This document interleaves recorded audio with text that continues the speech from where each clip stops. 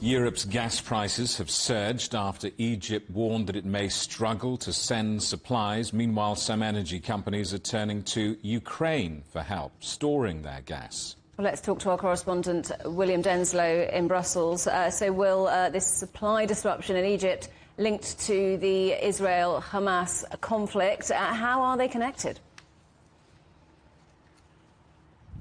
Well, essentially, we saw that the Tamar gas fields have been cut off by Israel since the start of the war with Hamas, and that gas is sent through Egypt before it is then often sent to foreign markets around the world. Around 7.5 million tonnes of gas last year was sent to foreign markets, 80% of which reached Europe. Hence the concerns somewhat here in Brussels about the validity of this being an outlet for its gas supplies, its energy supplies going forward.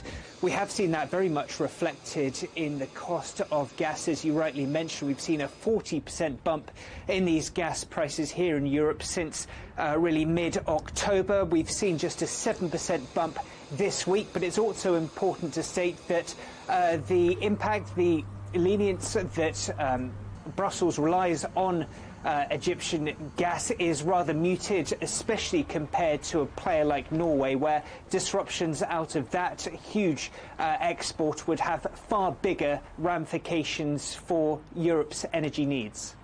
Now, when it comes to storing gas, it seems European companies are storing it in Ukraine, a country, of course, that is at war, are suffering daily drone and missile attacks. How's that working?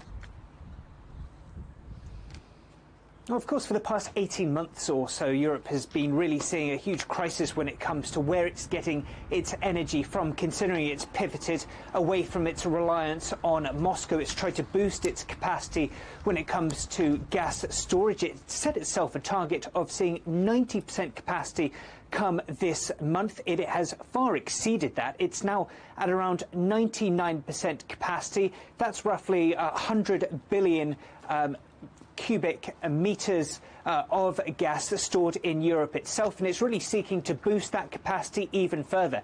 Analysts say that that amount, that 100 billion metric cubic meters, could last around 2.5 months when energy is used the most, so the height of winter, in other words. So they're really seeking to try and expand that capacity. That is why many companies are looking to Ukraine. Kiev is offering a number of incentives to help persuade companies to leave their gas there. It has the biggest tanks in the whole of Europe when it comes to storage, which does make a lot of sense for companies. You mentioned the security concerns. That is an issue. Over 100 of the state companies' gas facilities have been hit and damaged due to Russian strikes this year alone. However, many of these storage facilities are kept in the west of the country and deep underground, and so far this year have not been hit by Russian missiles, which makes it conceivably a viable option for European companies.